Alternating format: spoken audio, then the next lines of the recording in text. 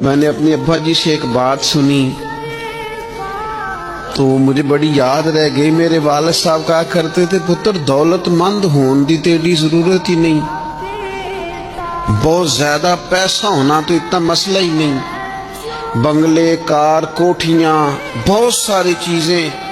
وہ کہا کرتے تھے بس پتر اے دعا منگو بوے تے کوئی قرض لینا والا نہ کھلوتا ہوئے. بس جس بندے نے دینا نہیں نہ کسی کا کچھ وہ بندہ سکون میں.